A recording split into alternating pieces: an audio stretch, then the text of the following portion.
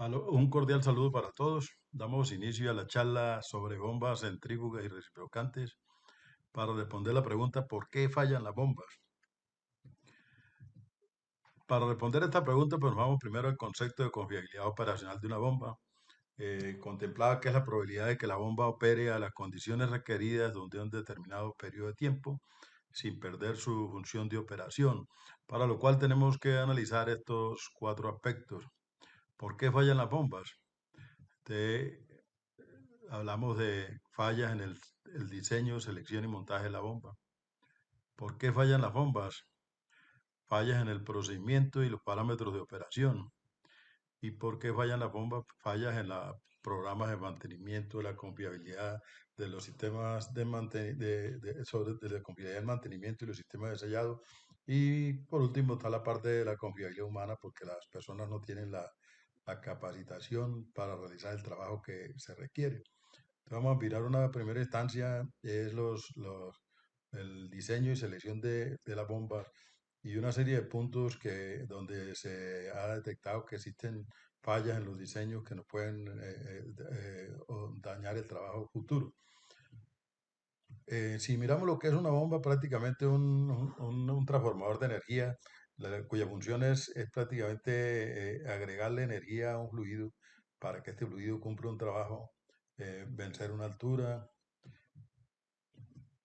vencer las pérdidas por fricción y de pronto, si lo tiene también que vencer una presión, si existe, tiene que llenar un tanque u otra cosa.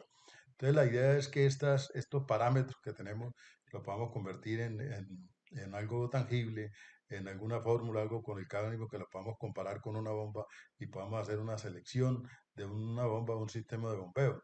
Entonces, lo primero es transformar estos parámetros, altura, fricción, presión, volverlos una fórmula tangible, sobre todo H versus Q, que pone el ánimo de compararlo con bombas en el mercado que nos puedan cumplir con este propósito. Entonces, lo primero que nosotros tendríamos que hacer es detectar, buscar, calcular esta fórmula de la carga del sistema, lo que se requiere. Esto que vimos aquí atrás de prácticamente la altura, la fricción. Aquí lo vemos ya en algo tangible que nos está dando una fórmula que tiene incluida inicialmente la presión, la altura y tiene incluido también una altura dinámica que depende de la cantidad de fluido que vamos a pasar. Entonces, aquí tenemos la primera etapa que es el diseño de la carga del sistema, el diseño de la curva de necesidades que nosotros requerimos para seleccionar una bomba. Si nosotros vamos al proceso de selección, entonces tenemos acá una curva del sistema y tenemos aquí una bomba que cumple, para este caso, cumple con los requerimientos del sistema. Esta curva pasa por acá cumpliendo con el requisito de una altura, una cabeza y un galonaje, unos galones por minuto. Entonces, para este caso, si nosotros cogemos este caso de esta bomba y lo queremos diseñar qué bomba se requiere para este sistema, en el cual pues tenemos una serie, una succión X con una longitud, un diámetro de tubo y tenemos una descarga con un diámetro de tubo, una longitud, una serie de accesorios. Nosotros queremos diseñar una bomba, nosotros nos vamos a este y podemos hacer este cálculo. Aquí está lo mismo que están viendo ustedes, el material, el fluido, todo está acá y podemos calcular las necesidades del sistema, están acá. Ahora, teniendo la necesidad del sistema, la cual pues, nos dice que requiere una altura de 63 pies y 200 galones por minuto, y que requiere una presión de succión de 12,17 y presión de descarga de 39,74. Entonces vamos a buscar una bomba que pueda cumplir con este requerimiento. Entonces nosotros tenemos esta bomba, seleccionamos esta bomba, por ejemplo, 31,711 de la GUL y a una velocidad máxima determinada que nos da unos parámetros acá de altura, de galonaje, una eficiencia y dos parámetros muy importantes. Entonces, para seleccionar la bomba, nosotros tuvimos en cuenta el fluido, los materiales, la cabeza, el flujo, la temperatura. Pero hay dos parámetros operacionales muy importantes que muchas veces se omiten o en las cuales de pronto están los errores que pueden haber en esta selección. Uno de los parámetros importantes es el porcentaje de dónde opera la bomba, en qué punto está operando la bomba con relación al punto de máxima eficiencia, dónde opera la bomba. Aquí tenemos nuestro diseño acá que esta bomba está operando al 86% y del punto de máxima eficiencia está el 86%. Entonces tenemos, aquí están los rangos de operación recomendados por la PI 610 entre el 80 y el 110%. La bomba está operando aquí en el 86%. Ahora miremos este otro punto también que tiene incidencia operativa. Estos son dos puntos que tienen una incidencia grande para el futuro de la operación. ¿Dónde va a operar la bomba y cuál es el punto de cierre? El punto de cierre es qué tan lejos está pues, la cabeza de cierre de la cabeza de operación. Entonces se recomienda más o menos un 10% de la diferencia entre los dos para que la bomba se considere que está bien seleccionada, teniendo en cuenta que si yo selecciono una diferencia muy pequeña, la bomba generalmente cuando se trabaja en paralelo tiende a cerrarse. Entonces, y si yo selecciono una diferencia muy grande, entonces estoy seleccionando una bomba muy grande para lo que requiero, sobre todo que las bombas son diseñadas para la cabeza de cierre. Entonces tenemos estos dos puntos operacionales que pueden incidir en el funcionamiento futuro. ¿Dónde voy a operar la bomba y cuál es el punto de cierre que me puede llevar a problemas futuros de operación? Porque si la bomba queda muy pequeña, puede ocurrir que normalmente cuando trabajan sistemas en paralelo, la bomba trate de cerrarse. Entonces tenemos esto con esta inquietud. Entonces aquí tenemos los rangos donde debe operar la bomba. La bomba debe parar entre el 80% y el 110%.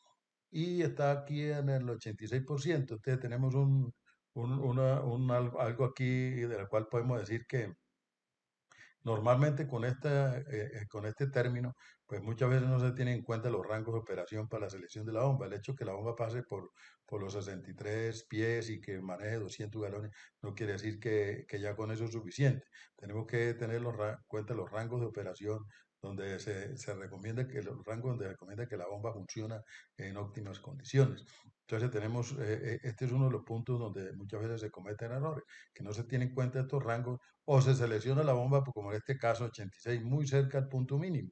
Entonces, esto para el funcionamiento de una bomba futura, pues está cumpliendo con el rango que da el API entre el 80 y el 110. Sin embargo, para hacer un diseño que va a empezar ahora, pues estamos muy pegados al mínimo. Está el mínimo en 80 y nosotros tenemos 86. Entonces, este es un punto equivocado donde no debemos seleccionar la bomba, porque le estamos dando ya una vida poca vida a este diseño. Entonces, este es el primer punto que considero que es relevante en mirar dónde es el punto de operación, cuál es el punto donde está operando la bomba, en este caso el 86%, y cuál es el punto de cierre. A pesar de que esta bomba cumple con los requerimientos, porque este está dentro del rango que tiene establecido y este está aproximadamente, este rango puede estar entre el 10%, está al 11%, este está cumpliendo, sin embargo, el diseño está muy pegado al punto mínimo de operación. Entonces, este es uno de los puntos a tener en cuenta en el diseño de una bomba, el diseño de un sistema de bombeo. Ahora, si seleccionamos otra bomba, para este mismo problema tenemos otra bomba aquí diferente.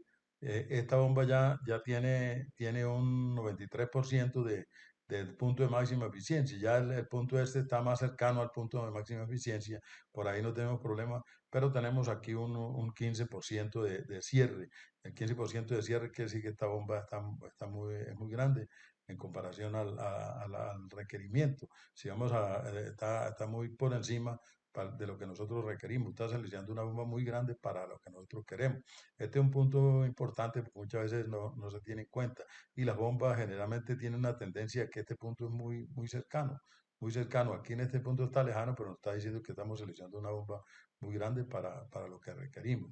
Entonces, este es otro punto que se tiene que tener en cuenta en el caso de un diseño, de una selección, que la diferencia entre el H de cierre y el H de operación es muy pequeño, muy grande. Entonces, ese es un punto importante y donde se cometen muchas veces se obvia este concepto porque no se consiguen más bombas o por algo, pero podemos con esto, si se hace de la manera correcta, de acuerdo a las recomendaciones que da el API para este tipo de diseño, nosotros estamos prácticamente obviando que un problema en el futuro.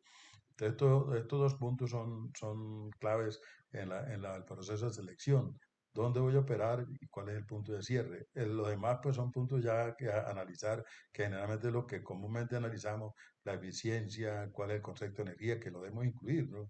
Nadie no estamos diciendo que esto no sea importante. Pues, se debe analizar cuál consume más energía. ¿Por qué? Porque estamos hablando también de costos, de eficiencia y lo tenemos que tener en cuenta.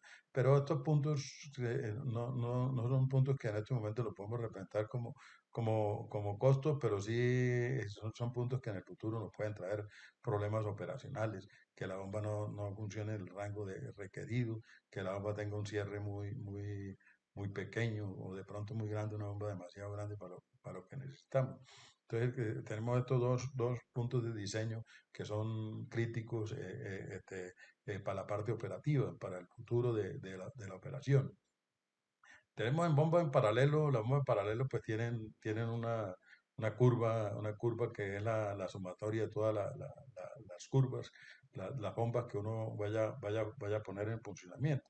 Cuando tenemos un sistema en paralelo, también tenemos, por ejemplo, un sistema de cuatro bombas. Aquí está la curva de las bombas.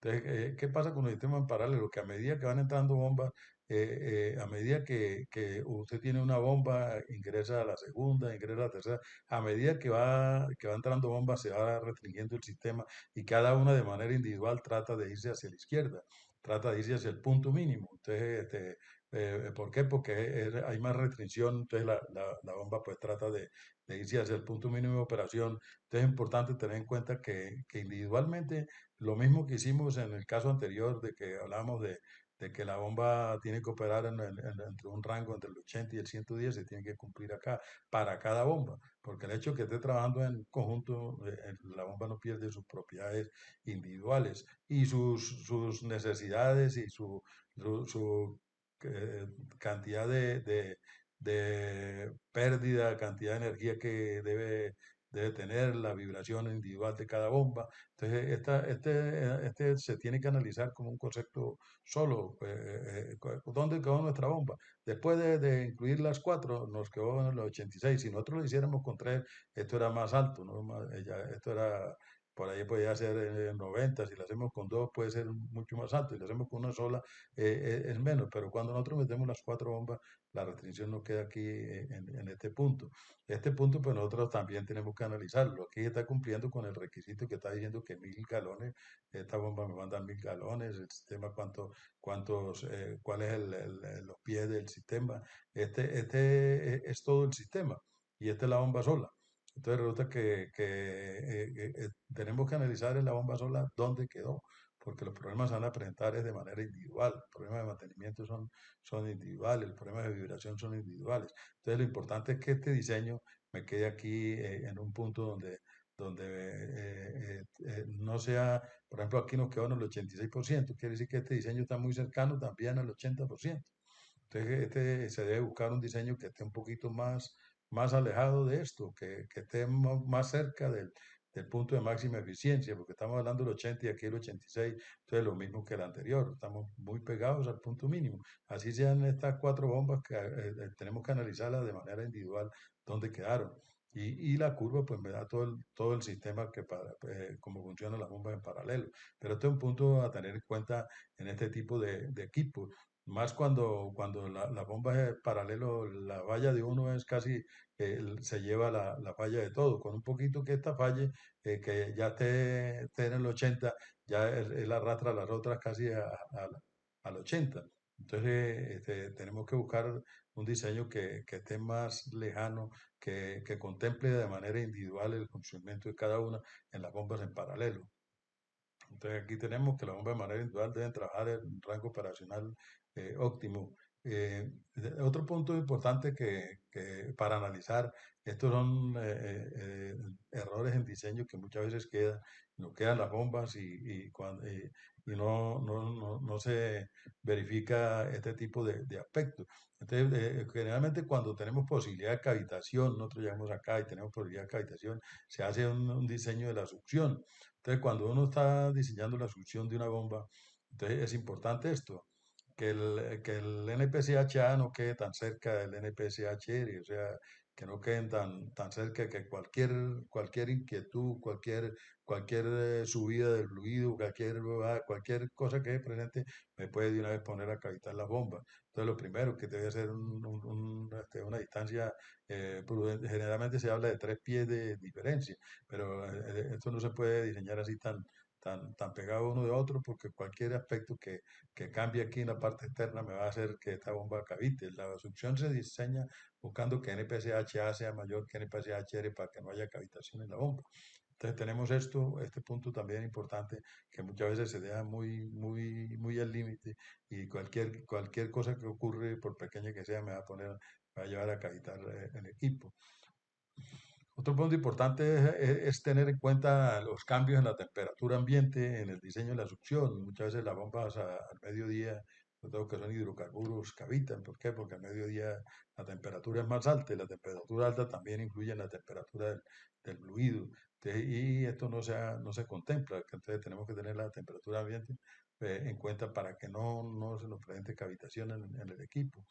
Y otro punto que también es la incidencia de alturas variables.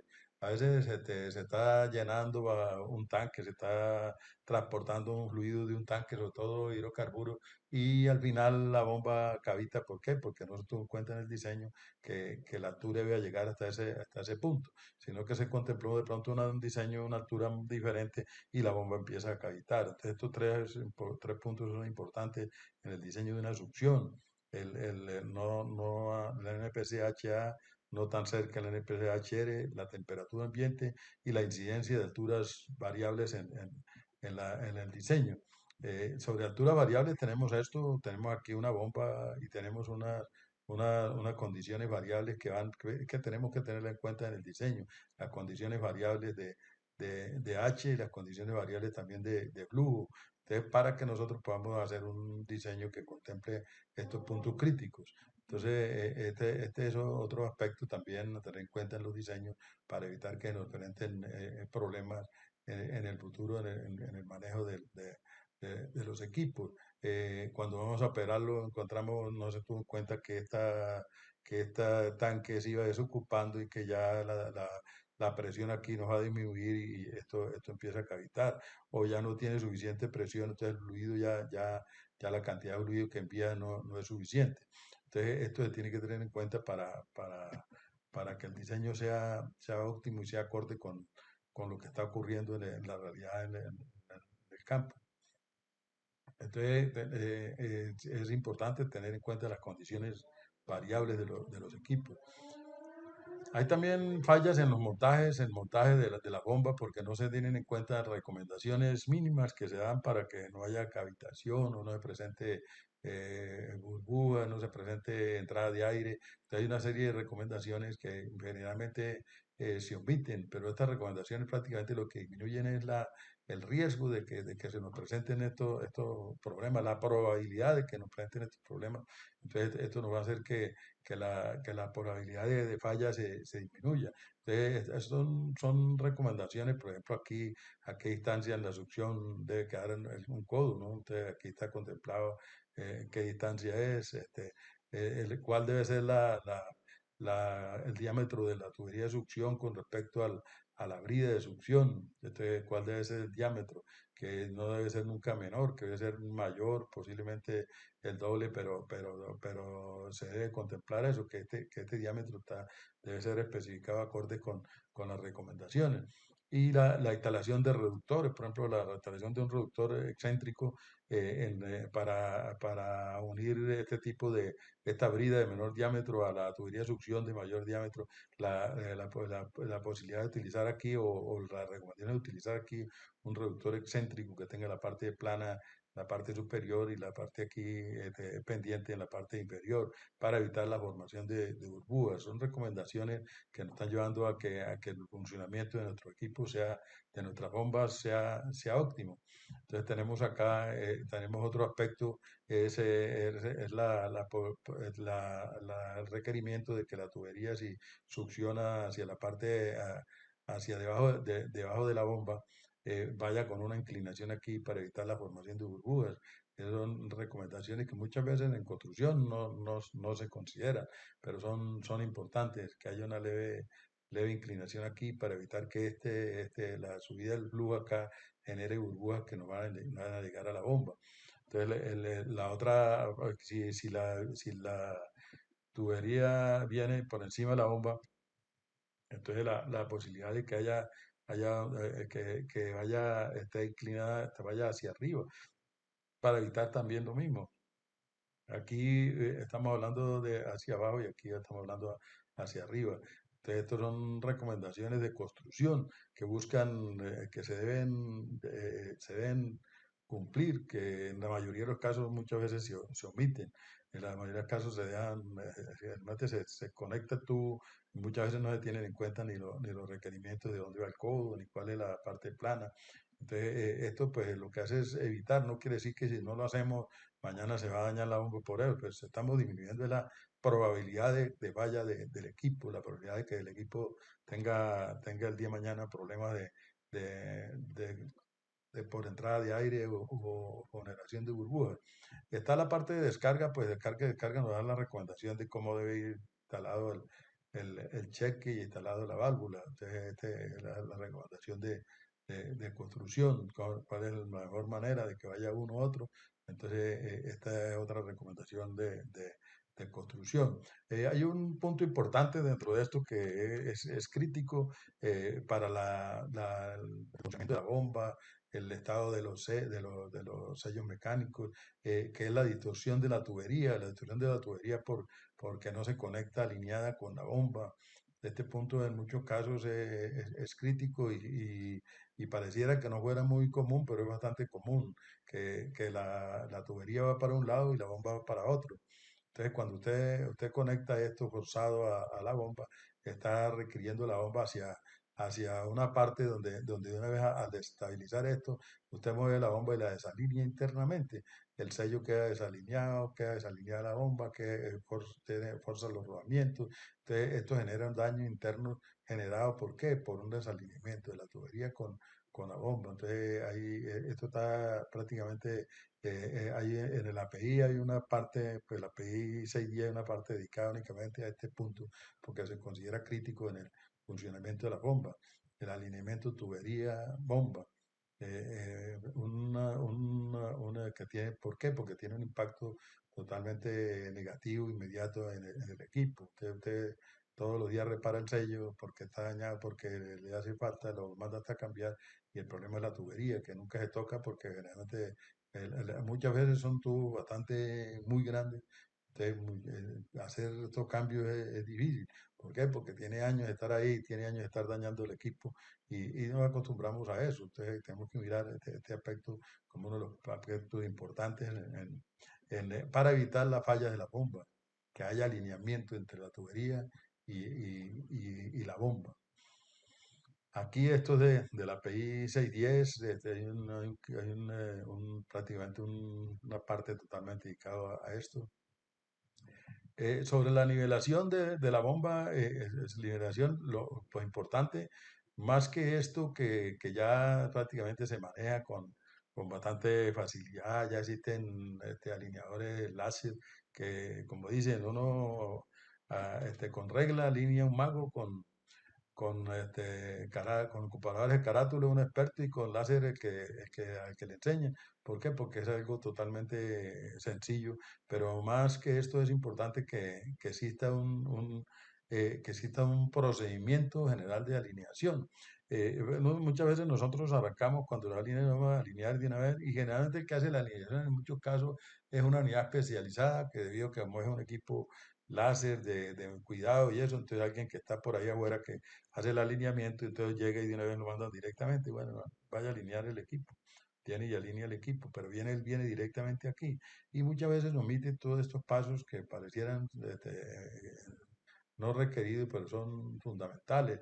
Entre eso, pues, independiente de la limpieza de la base, está el asentamiento del equipo que se va alinear. El asentamiento es importante, que el equipo esté vivo, que esté en la base, que no tenga inconvenientes de asentamiento. Y la otra cosa, la medición del ronado de los dos equipos que se van a alinear, teniendo en cuenta que uno de los equipos pueden tener problemas y entonces vamos a partir a alinear un equipo que ya tiene inconvenientes, que tiene el eje torcido, que tiene algún inconveniente, entonces esto lo podemos detectar aquí lo debemos detectar antes de arrancar a hacer el alineamiento. Ya este alineamiento es algo que ya existe especialidades, ya se hace con láser de manera muy sencilla, pero tenemos que no omitir estos pasos fundamentales para que esto quede bien.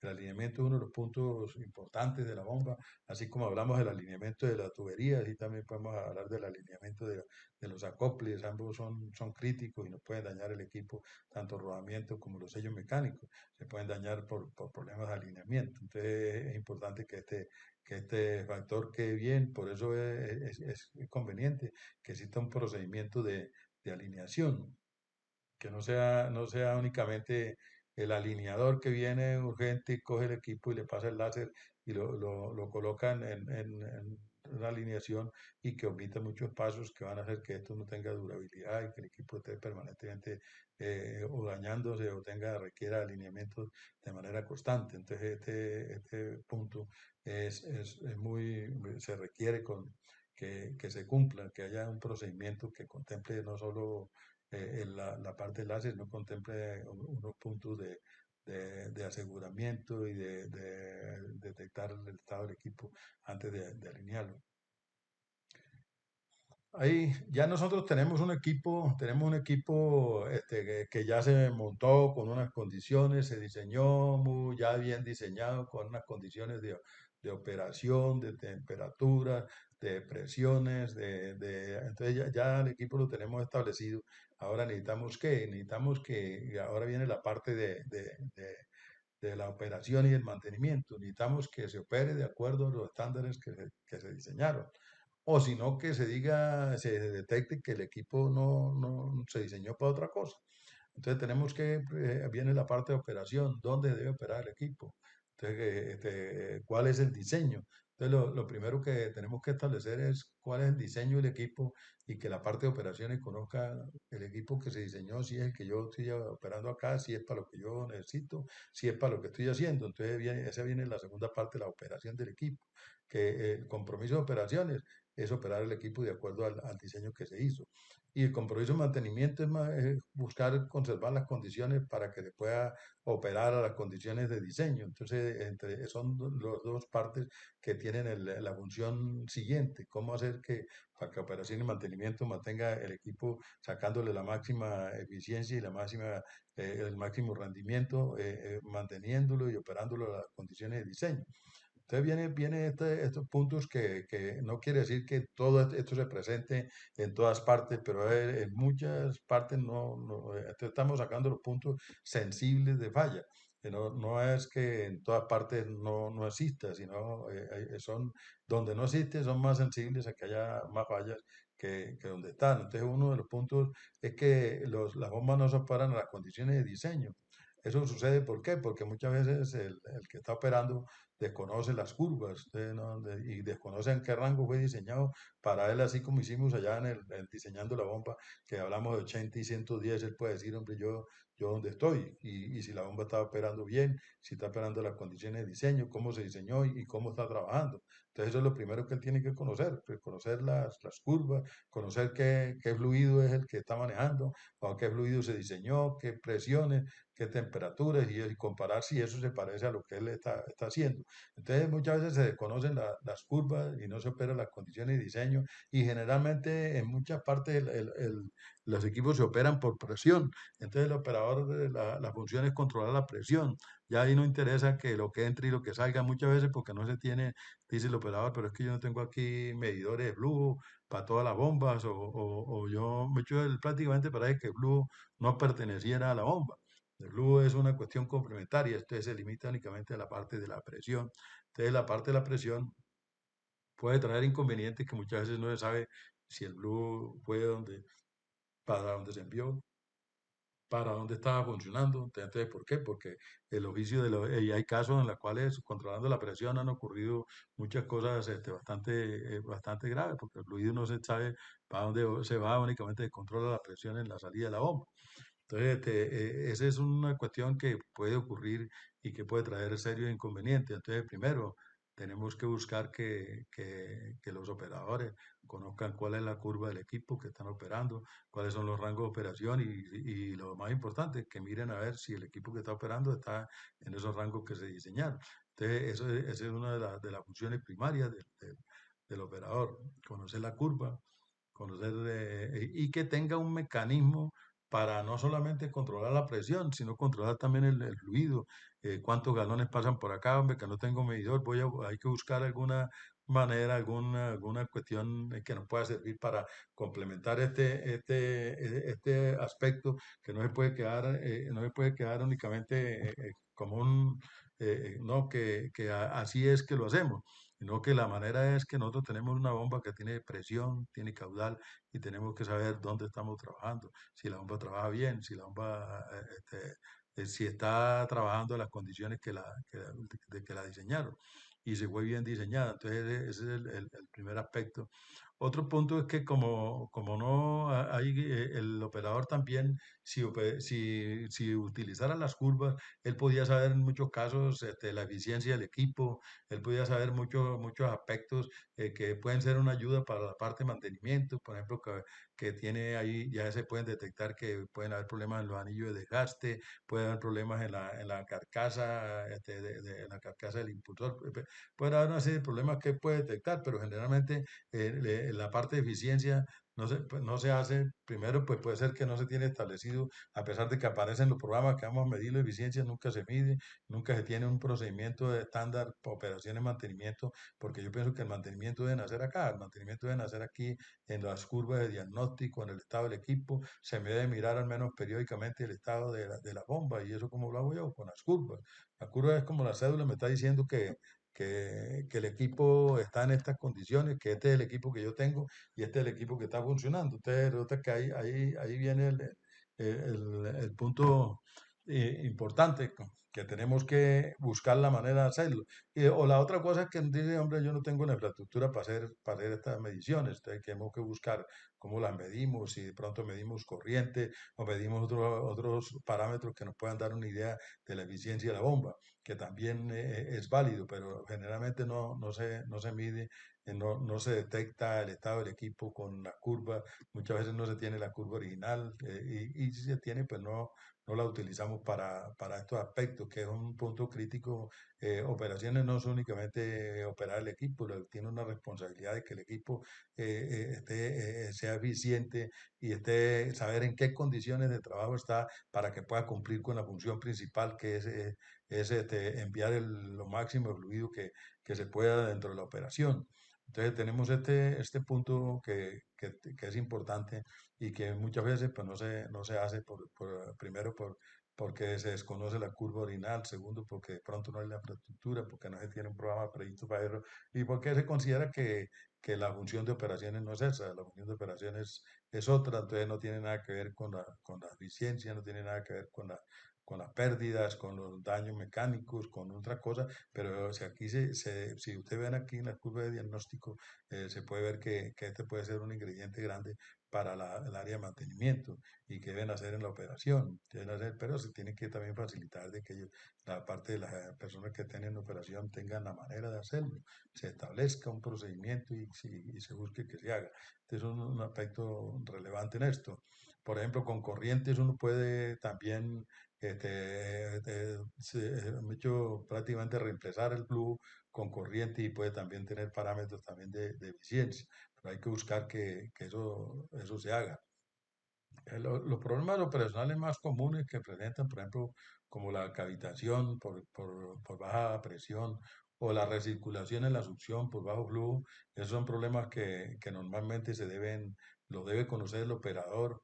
Él tiene también un sensor de vibración que generalmente se considera que ese sensor de vibración no tiene nada que ver con la operación. Entonces eso es para allá para mantenimiento, pero como ven ustedes aquí, estos dos elementos, dos fenómenos totalmente operativos, como cavitación por baja presión y la recirculación por bajo flujo, son dos fenómenos operativos que generan vibración. Entonces también es una alerta para la parte operativa. No es únicamente que la vibración nos está dando un indicativo de que algo está ocurriendo, que también se tiene que mirar desde el punto de vista de operación. Entonces, ¿cómo se controlan esto? Pues generalmente existe la recirculación o existen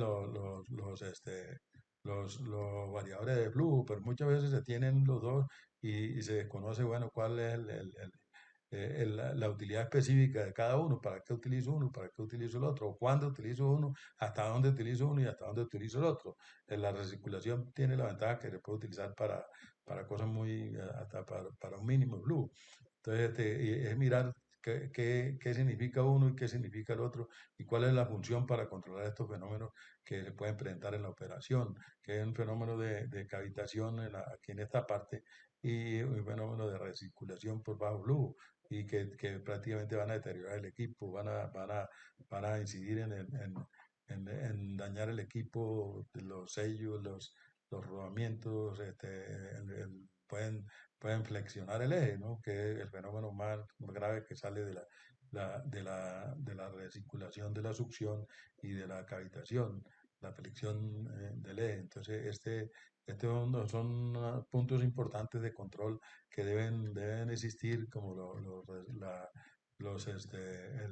recirculación por bypass y la recirculación por bypass como está acá, que hace que cualquier cambio de flujo mínimo, de presión mínima, pues viene la recirculación a la bomba. O también tenemos los variadores, que también los variadores es el caso de que yo tenga variado lo que me hace una bombita más pequeña, pero también tiene sus límites porque no puedo llegar al mínimo. Entonces, tienen una función que pueden ser similar, pero con limitantes diferentes. Entonces tenemos esto que es importante que el operador la conozca. Otro aspecto importante de la operación es los procedimientos de arranque de los equipos. Entonces, generalmente se deben establecer procedimientos estandarizados de arranque de la bomba. Muchas veces se hace de manera empírica, mecanizada y se omiten pasos. Entonces, este es un punto importante que debe estar documentado, que debe estar estandarizado. Todas las bombas son diferentes. Hay parámetros de la bomba que tienen que controlar y que muchas veces no se hacen porque se omiten los pasos, no se tienen previstos. Me he hecho casi que arrancar la bomba es hundir el botón de arranque y muchas veces se hace lo elemental, pero hay cosas sencillas que se omiten y que pueden el día de mañana incidir negativamente en el comportamiento del equipo, en el mantenimiento y los daños futuros del equipo.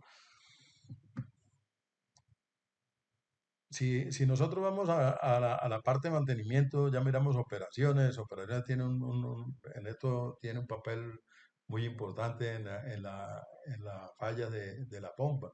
Generalmente se creía o se existe la falsa creencia de que todo lo que tiene que ver con la bomba es netamente de mantenimiento.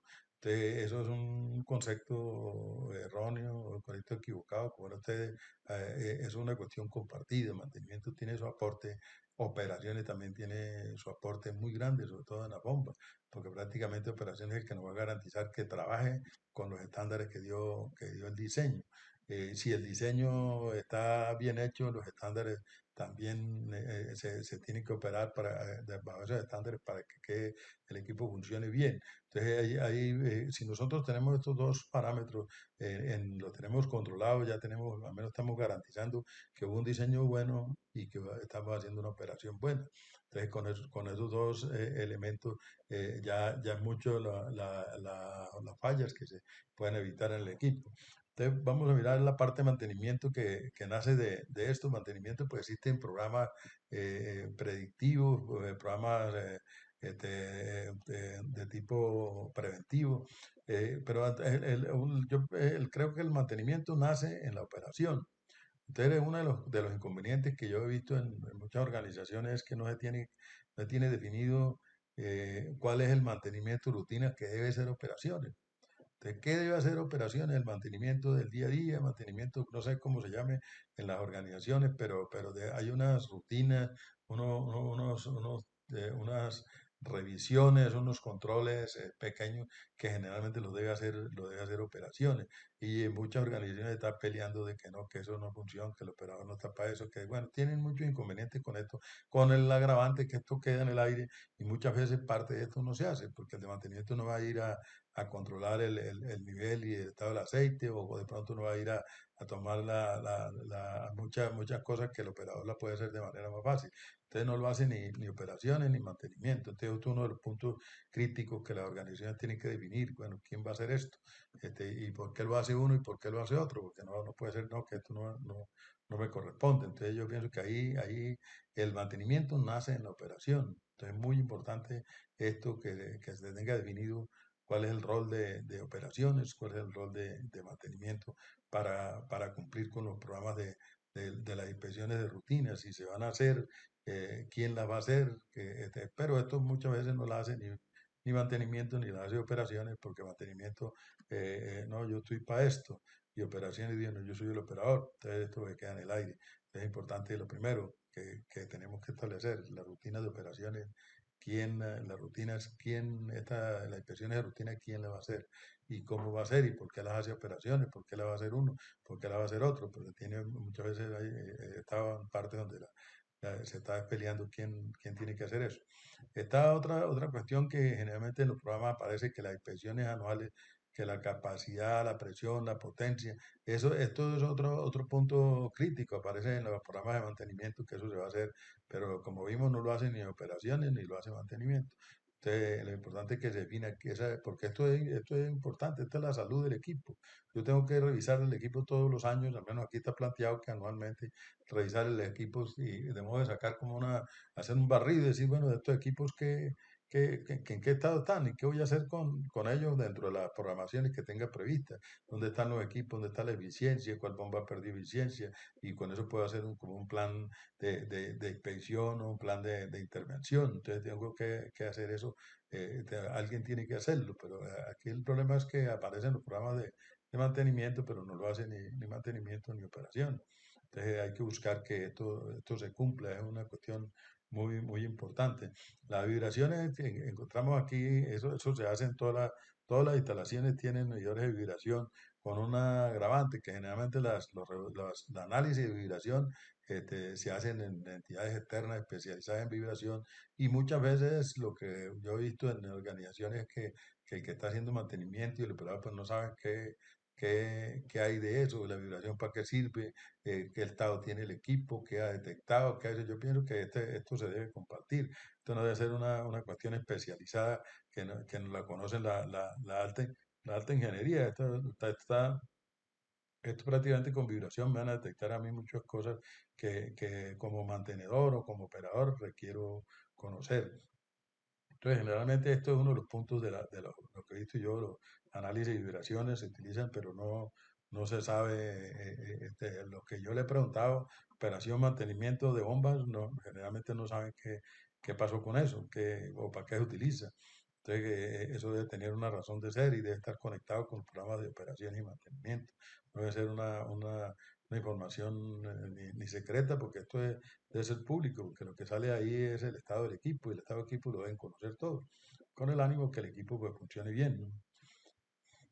Este punto es importante, que no existe ningún programa que vincule, que es importante que exista.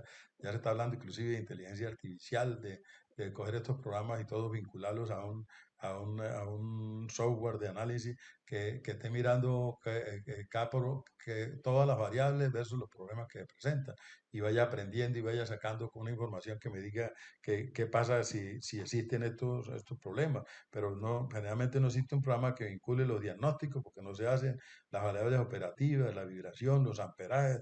Muchas veces no se utilizan los amperajes como ayuda para la operación de la bomba, operación y mantenimiento de la bomba. Este punto tenemos que irlo vinculando, que de operaciones salga una información que se maneje en mantenimiento, que esto corresponda a un seguimiento en el tiempo que nos pueda dar experiencia y nos pueda decir, bueno, estos son los indicativos de que el equipo está bien, estos son los indicativos de que el equipo está funcionando mal o que tiene determinadas cosas. Pero hay que buscar que exista este tipo de programas, pero generalmente no existe algo que vincule operaciones, mantenimiento para sacar adelante la operación y el resultado de la bomba. Entonces hay que buscar un programa que lo vincule, que esta vibración, amperaje, diagnóstico, todo esto esté en un solo, se empiece a procesar toda esta información con el ánimo de sacar los programas de mantenimiento que nos permitan que la bomba funcione en las mejores condiciones. Entonces, este es un punto muy relevante. Sobre las reparaciones, muchas veces se hacen reparaciones y no se hacen reparaciones, todavía se hacen reparaciones de manera empírica. O sea, las reparaciones se hacen por la experiencia, por lo que conoce la persona que está haciéndola, pero nunca a veces no se estandarizan procedimientos. Esta reparación, ¿cómo se hace? Los procedimientos se encuentran en catálogos, se encuentran en la experiencia de la gente, se encuentran en muchas partes, entonces, pero se deben estandarizar, se deben sacar y cada vez que se vaya a hacer algo, se debe sacar el procedimiento, se debe leer, se debe visualizar y con eso estamos evitando errores en las reparaciones. No podemos dejar esto que al aprendizaje, muchas veces los errores más grandes vienen de la persona que tiene más experiencia, porque la experiencia lo lleva a omitir pasos.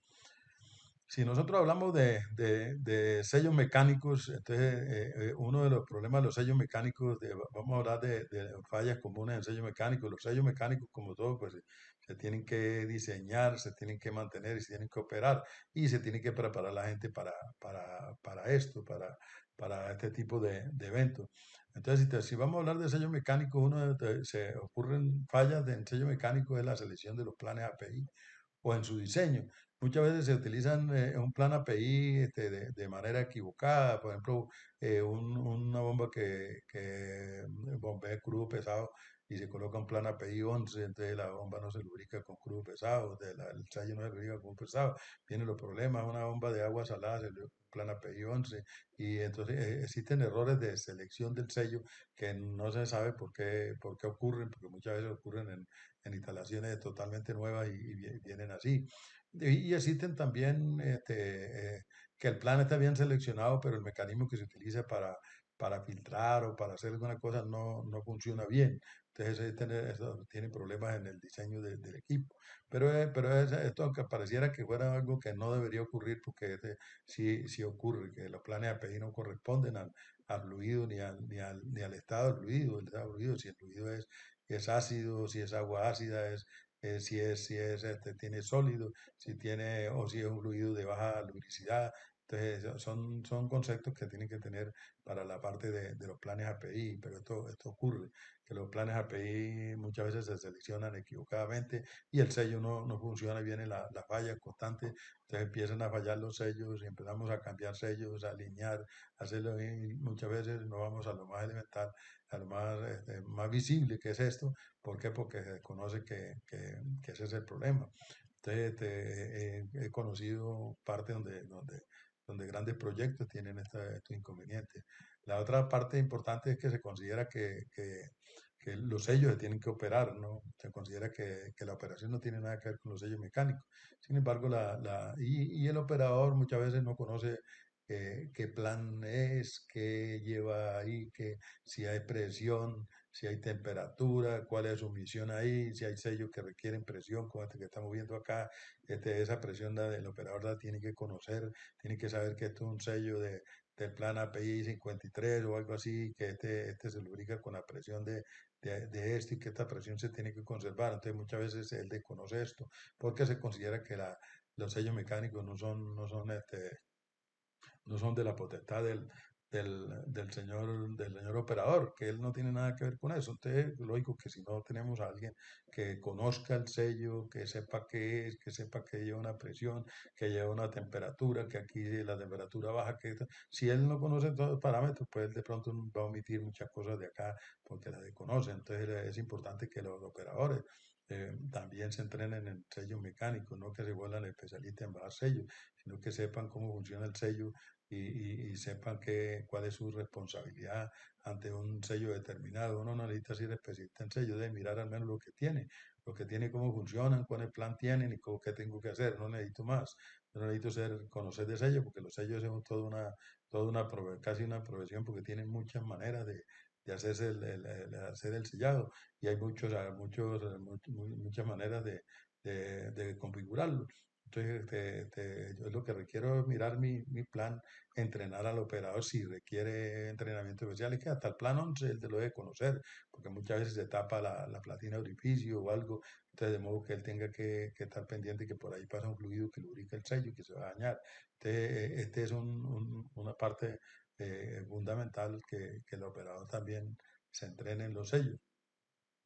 La otra cosa es que él también conozca que el sello mecánico, la operación tiene impacto también en el funcionamiento del sello. Ya vimos que si hay cavitación, se daña el sello, si hay recirculación en la succión, se daña el sello. Entonces, tiene impacto negativo también que él debe conocer, ¿no?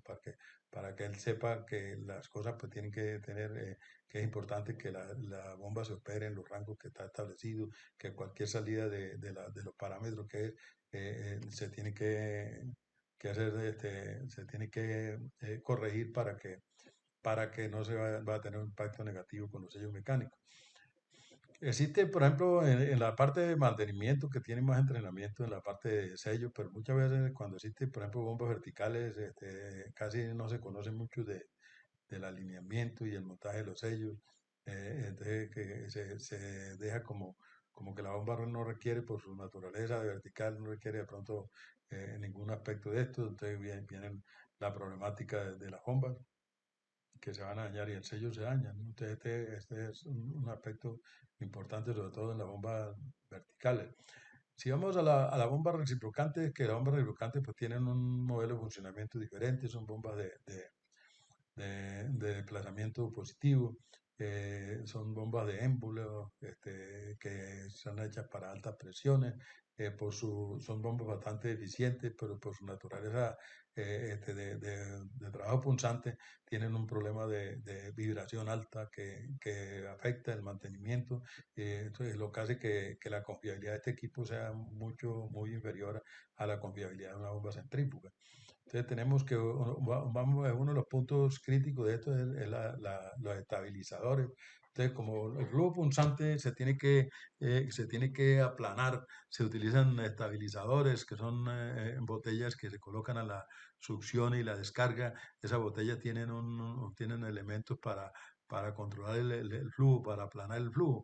Entonces, muchas veces se desconoce esto y esta botella pues puede estar ahí puesta, pero no tiene nada, entonces no está cumpliendo ninguna función o muy en algunas partes esto tuvo algún problema, entonces lo quiten y le ponen un tapón porque no se considera que esto es relevante. Entonces esto es una de las cosas que muchas veces se presentan, que esto no existe, no se conoce para qué son y se le da una mala utilización. Entonces el oficio de estas botellas es aplanar los flujos, volverlo un flujo punzante, volverlo un flujo totalmente plano. Entonces, esto se omite si nosotros quitamos la botella o si de pronto la botella prácticamente está cumpliendo una función de adorno.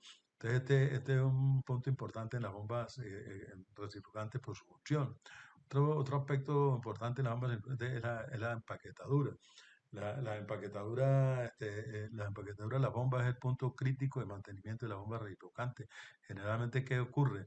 Que no existe un procedimiento estandarizado para el montaje de la empaquetadura. Las empaquetaduras son empaquetaduras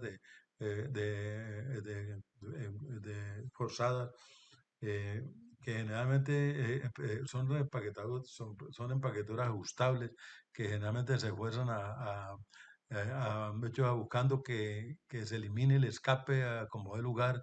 Entonces, y el procedimiento puede ser totalmente diferente, como un procedimiento en el cual pues no se requiere que se le mide toda esa fuerza, que se requiere que la empaquetadura se caliente, que se dilate, pues entonces no existe un procedimiento que nos pueda ayudar a que esto no se haga. Entonces es un punto crítico de la empaquetadura. Realmente se aprietan sin ninguna técnica y esto lleva a que viene el consumo de empaques, el daño del pistón. Este es uno del el mantenimiento, el punto crítico del mantenimiento. La otra cosa es que se siguen utilizando empaques ajustables, ya hay empaques autoajustables de mejor funcionamiento y hay otro y no se tecnifica este tipo de empaque, se sigue utilizando la paquetadura de la cual ajustable que prácticamente se ajusta prácticamente forzada y se cree que entre más se apriete pues mejor. Y así, si ustedes ven aquí hay un procedimiento en el cual se habla de dejarla calentar, dejarla ensanchar, se habla inclusive que ya cuando ella se ensancha se puede apretar hasta con la misma mano se aprieta y esto no va en contra de lo que se hace, que se coloca una llave grande acá y se ajusta con bastante hueso la empaquetadura. Entonces esto lleva a que el desgaste del empaque, el desgaste del pitón, entonces, generalmente hay un problema de mantenimiento y esto es el punto crítico. Esto ocurre ¿por qué? Porque no existe un procedimiento estandarizado, se considera que un empaque es algo muy elemental para que se haga de manera técnica su mantenimiento. Y la utilización de empaquetaduras todavía que ya se han sido cambiadas con el tiempo. Ahorita se utilizan empaquetadoras ajustables que tienen resorte y ellas mismas se van ajustando con el movimiento. Otro punto es que existen muchas fallas en la bomba reciprocante, existen muchas fallas en el montaje porque considera que estas bombas reciprocantes no cavitan ni les afecta la burbuja de aire, entonces se cree equivocadamente que aquí no necesita controlar el aire porque estas son bombas diferentes, entonces estos montajes no se omiten muchas cosas. Aquí ven ustedes que están los estabilizadores, aquí ven que están utilizando los ampliadores aquí excéntricos ¿para qué? Para evitar las burbujas, cosas así, para evitar las burbujas. Estos equipos también los afectan las burbujas de aire y se afectan más que ellos necesitan una presión positiva aquí alta para poder, poder abrir las válvulas. Entonces, pues, esto es una instalación típica, pero se cometen muchos errores porque se cree que las bombas estas no necesitan, no, esta bomba es reciprocante, no cavita, muchas bombas estas suenan duro aquí ¿por qué? Porque no tienen un control aquí de aire y los estabilizadores, como hablamos, no existen prácticamente de manera protocolaria, porque no cumplen ninguna función. Entonces, y estas son las bombas reciprocantes, los elementos más críticos que afectan la bomba reciprocante. Esta es una bomba pues muy sencilla, el mantenimiento es sencillo. El problema es que muchas veces esto no se hace de manera técnica. Y la otra parte importante que usted casi nunca encuentra que exista en este tipo de bombas un programa específico que diga que vamos a revisar tanto, que generalmente tiene tantas intervenciones por los empaques que se considera normal estar cambiando empaques y no se considera normal que exista un programa que nos evite ese deterioro tan grande del equipo, deterioro de los empaques, que existe un programa específico que nos lleva a mejorar el mantenimiento de estos equipos.